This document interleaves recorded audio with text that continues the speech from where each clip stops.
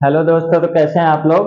I hope कि आप बहुत बढ़िया होंगे। आज के वीडियो में हम पढ़ने वाले हैं इंटरफेरेंस। इंटरफेरेंस हमारे पास क्या होता है, उससे पहले हम देखते हैं कि इंटरफेरेंस हम क्या क्या चीज से होता है। इंटरफेरेंस हमारे पास क्या होता है, लाइट वेव से होता है। अब लाइट वेव यानी कि वेव है, तो हमारी वेव कैसी होती है, ऐसी। इस तरह से हमारी क्या होती है, वेव होती है। अब ऐसे हमारे पास क्या होंगी, अगर दो वेव होंगी। अब दो वेव होंगी तो ये क्या है, वेव का थ्रस्ट, और ये क्या है, वेव का करंट। तो ऐसे अगर हमारे पास दो वेव होंगी और उनका हमारे पास क्या होगा, कांस्टेंट या फिर जीरो फेज डिफरेंस होगा, तो वो क्या करेंगे, कहीं पे क्या करेंगे, इसका ट्रस्ट और ट्रस्ट मिलेगा, और उनका कहीं पे हमारा क्या है, ट्रस्ट और ट्रस्ट मिलेगा। तो हमारे पास क्या होगी, एक तीसरी रिजल्टेंट वेव प्राप्त होगी। उसको हम क्या बोलते हैं, इंटरफेरेंस। यानी कि हमारे पास जैसे कोई ये सोर्स था, अब हमारे पास क्या हुआ, ऐसे दो सोर्स है, हमने दो सोर्स लगाए, तो इससे भी हमारे पास क्या निकली, वेव निकली। तो ये हमारे पास क्या हुआ, यहाँ पे हमारे पास एक नए पॉइंट बन गए।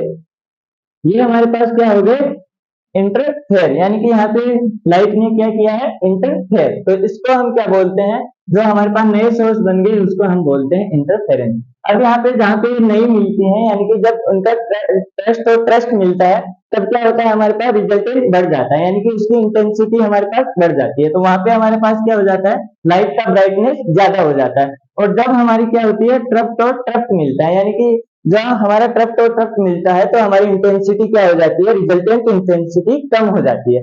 और जैसे ही हमारी इंटेंसिटी कम होती है, तो हमारे पास क्या होता है, ब्राइटनेस कम हो जाती है। तो उससे हमारे पास क्या प्राप्त होती है, डार्कनेस। तो ये हमारे पास क्या होती है, हमारा एक ब्राइट फ्रिंज बनता है, फिर एक डार्क बनता है, फिर एक ब्राइट बनता है। तो इसी चीज को हम क्या बोलते हैं, इंटरफेरेंस। अब हमारे पास क्या होता है, दो कंडीशन होती है इंटरफेरेंस की। एक तो हमारा क्या होता है, क्रस्ट से क्रस्ट मिल जाए, एक होता है हमारे पास ट्रस्ट से ट्रस्ट मिल जाए। तो जो हमारे पास क्रस्ट से ट्रस्ट मिलता है, तो उसको हम क्या बोलते हैं, कंस्ट्रक्टिव इंटरफेरेंस। और एक हमारे पास क्या है, ट्रस्ट से ट्रस्ट मिलता है, तो इसको हम क्या बोलते हैं, डिस्ट्रक्टिव इंटरफेरेंस। तो यानी कि ये हमारे पास क्या हो गए, इसके दो अर्थ हो गए। यानी कि पहला क्या होता है, कंस्ट्रक्टिव इंटरफेरेंस, और दूसरा होता है हमारे पास डिस्ट्रक्टिव इंटरफेरेंस।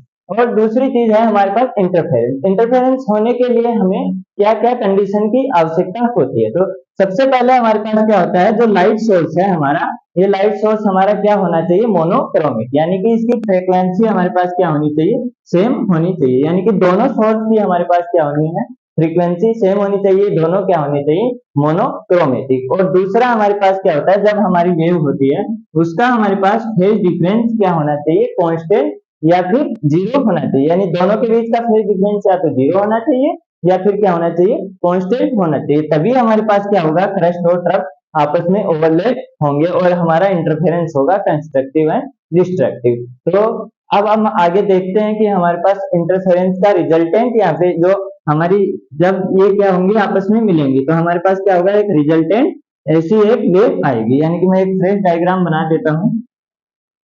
हमारे पास क्या होगा, उसका एक बढ़ा हुआ, यहाँ पे क्या होगा, ट्रस्ट और हमारे पास ट्रस्ट, उनका एक भरा हुआ रूप दिखेगा। यानी कि ये रिजल्टेंट वेव होगी हमारे पास आर। इसको हम निकालेंगे कि हम कैसे इस आर को निकालते हैं। अब हमने क्या देखा था, हमारे पास क्या था, इंटरफेरेंस। इंटरफेरेंस के लिए हमको क्या चाहिए थी, दो वेव चाहिए थी, और दोनों वेव का क्या होना चाहिए था, हमारे पास कांस्टेंट फेज डिफरेंस या फिर जीरो फेज डिफरेंस होना चाहिए था। तो अब हम उसकी रिजल्टेंट वेव निकालने के लिए हम क्या करेंगे, हम दो इक्वेशन यानी कि दो वेव इक्वेशन मानेंगे, और उससे हम इसका रिजल्टेंट निकालेंगे। तो दो वेव इक्वेशन हमारी कैसी होंगी, जिनका हमारे पास क्या होगा, फेज डिफरेंस कांस्टेंट या फिर जीरो होगा। तो सबसे पहले मैं एक वेव मान लिया, y1 बराबर a1 साइन ओमेगा टी। ये मैंने क्या किया, एक वेव मान ली। अब मैं क्या करूंगा, दूसरी वेव कैसी मानूंगा, ये वेव ऐसी मानूंगा कि हमारे पास क्या हो, इनकी फेज डिफरेंस कांस्टेंट हो या फिर क्या हो, जीरो हो। तो हमारे पास क्या होगा, a2 sign omega t plus theta. ये मेरे पास क्या है, एक ऐसी इक्वेशन। और इस थीटा में क्या है, यहाँ पे थीटा हमारे पास क्या है, थीटा हमारे पास है फेज डिफरेंस, जो कि हमारे पास क्या है, कांस्टेंट है। तो हमारे पास क्या हुआ, अब हमको क्या करना है, रिजल्टेंट वेव निकालनी है। तो रिजल्टेंट वेव निकालने के लिए हम क्या करेंगे, जरा सोचो। हम क्या करेंगे, y1 प्लस y2, यानी कि y का हम क्या करेंगे, y is equal to y1 plus y2, ये हमारी पास क्या हो जाएगी रिजल्टेंट वेव। तो y1 प्लस y2 अब यहाँ पे हम करते हैं, तो मैं क्या लिखूंगा यहाँ पे, y1 की जगह मैं क्या लिखूंगा, a1 sine omega t, a1 sine omega t, ये हमारे पास क्या है y is equal to y1 plus y2।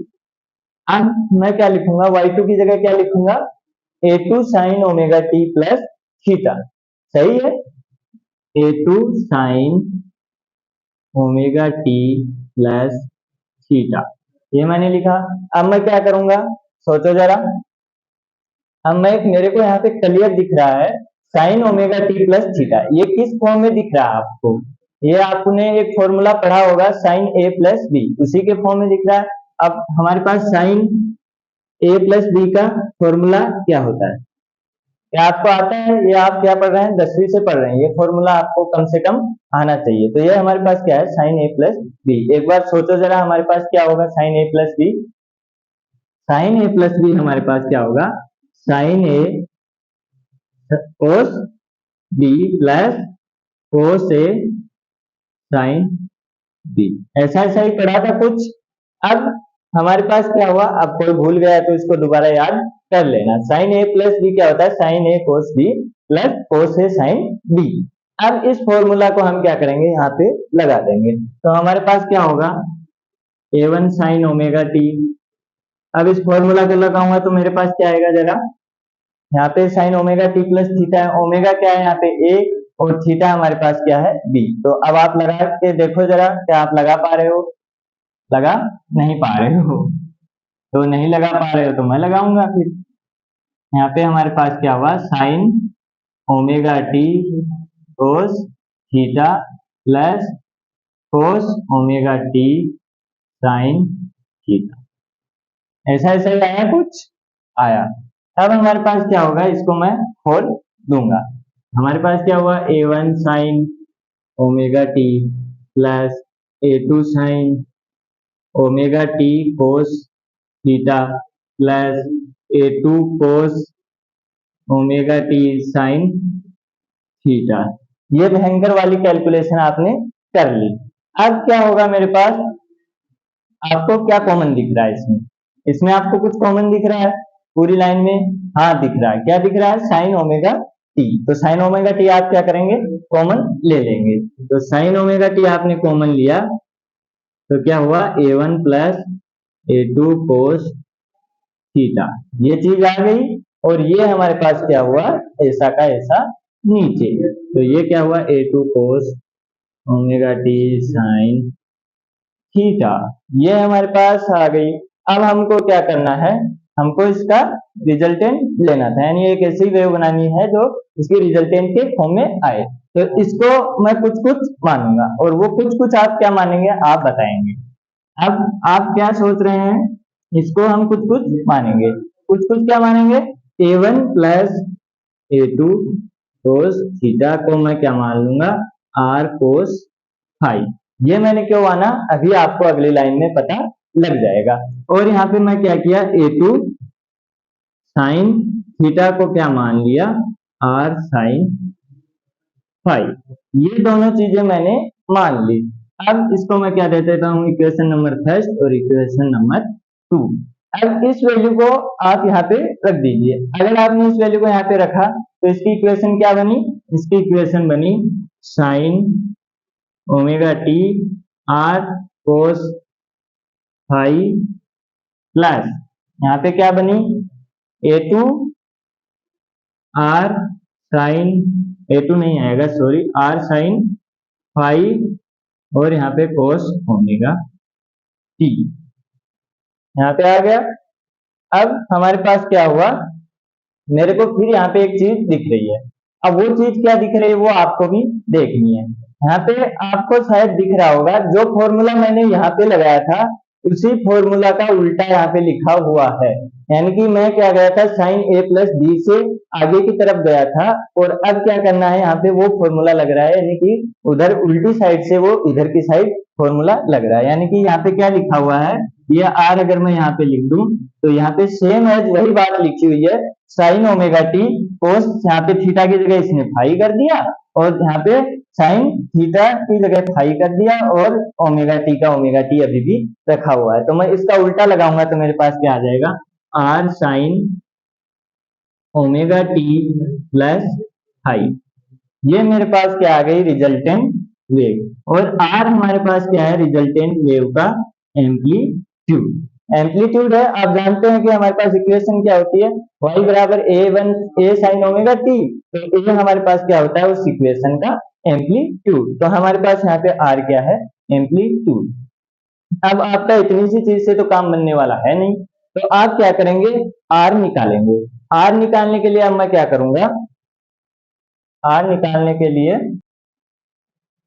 अब आपके पास क्या था, रिजल्टेंट वेव क्या आई थी, r is equal to sorry y is equal to r sine omega t plus phi. ये आपके पास क्या आई थी, रिजल्टेंट वेव। अब आपको यहाँ पे क्या निकालना था, आर।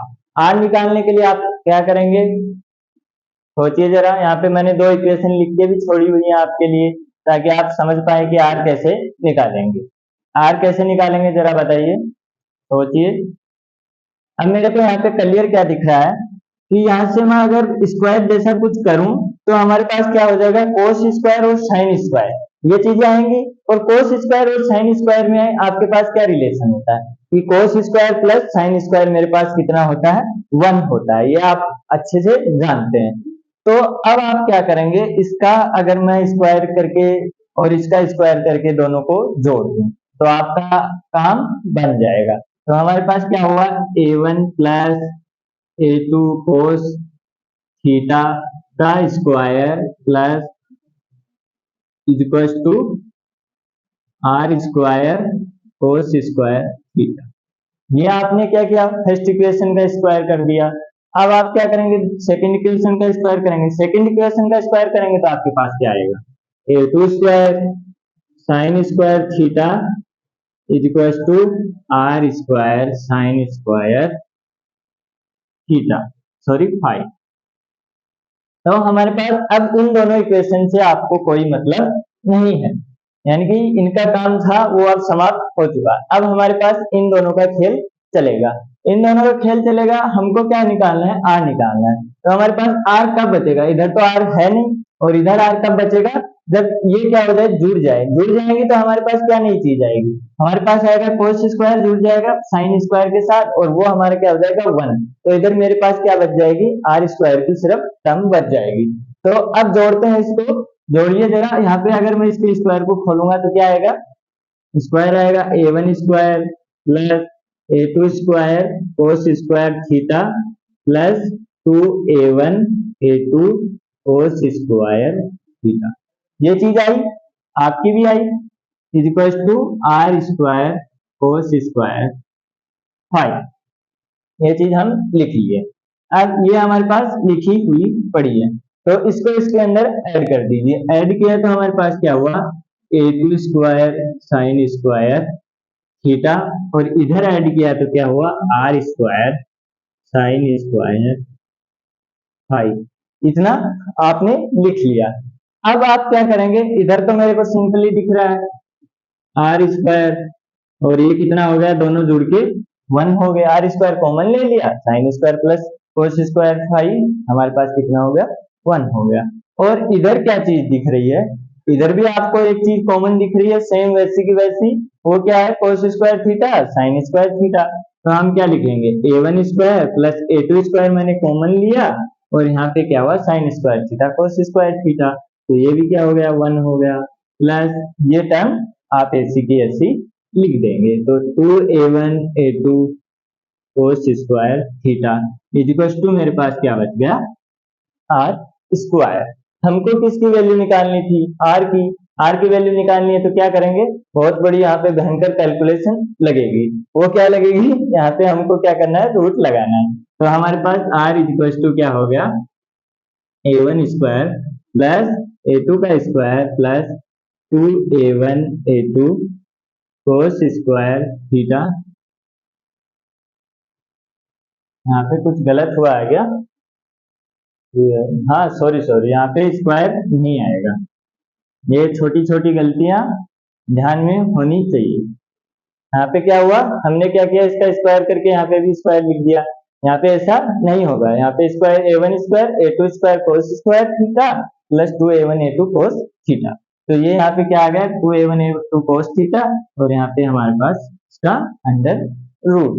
अब हमारे पास क्या हुआ, ये आर की वैल्यू आ गई।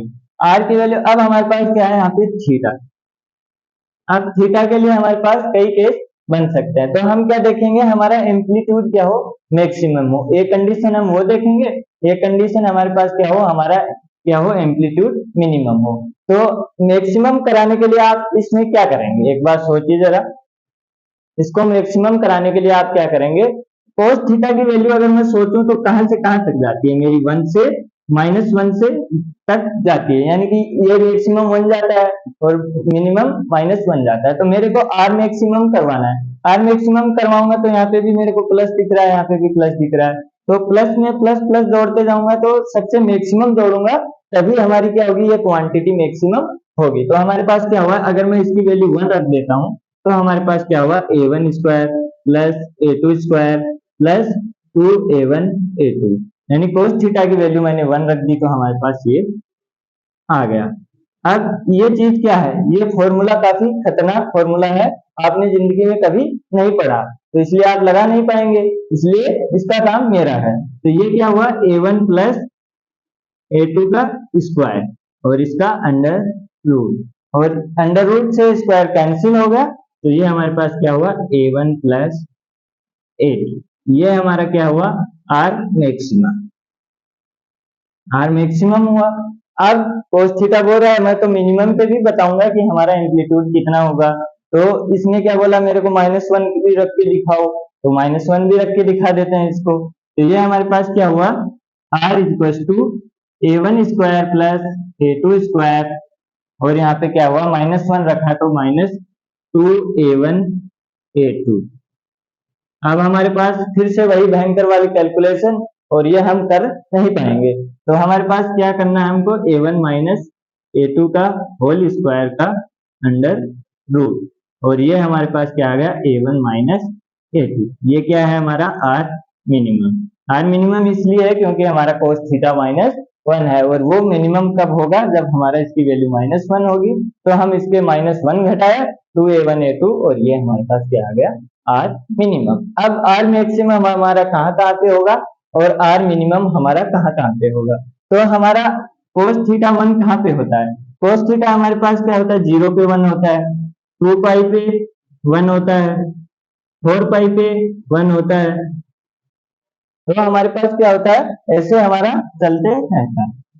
तो इसकी अगर जनरल फॉर्म लिखूंगा तो मेरे पास क्या आएगा, theta is equal to 2n pi, और 2n पाई हमारे पास क्या है, n है हमारा 0 1 2 अप टू n, यानी कि 0 की वैल्यू रखूंगा तो 0, 1 रखूंगा तो 2 पाई, 2 रखूंगा तो 4 पाई। ऐसे हमारे पास cos 0 की वैल्यू हमारे पास 1, यानी कि r हमारा मैक्सिमम, 2 पाई पे हमारा r फिर से मैक्सिमम, 4 पाई पे हमारा r फिर से मैक्सिमम। ऐसा ही हमारे पास -1 कब होगा, cos थीटा -1 कब होगा, जब हमारा क्या होगा, थीटा इज इक्वल टू पाई होगा, 3 पाई होगा, 5 पाई होगा, ऐसे चलते जाएगा। इसके जनरल फॉर्म क्या लिखूंगा, 2n माइनस 1 पाई, और हमारे पास n कितना होगा, n होगा हमारा 0 से 1 2 3 ऐसे चलता जाएगा। तो हमारे पास क्या होगा, पाई हो गया, 3 पाई हो गया। अगर यहाँ पे मैं वैल्यू रखूंगा 1 की, सॉरी यहाँ से 1 से होगा, अगर 0 रखता हूं तो भी -पाई होगा, वो भी सेम होगा, लेकिन 1 से चालू करूंगा तो 2 एकम 2 -1, यानी कि पाई 2 रखूंगा तो 4 -1 3 पाई, 5 रखूंगा 3 रखूंगा तो 6 - 1 3 पाई, ऐसे अप टू चलता रहेगा। तो हमारा आर मैक्सिमम कहाँ होगा 2n पाई पे, और आर मिनिमम हमारा कहाँ होगा 2n - 1 पाई पे।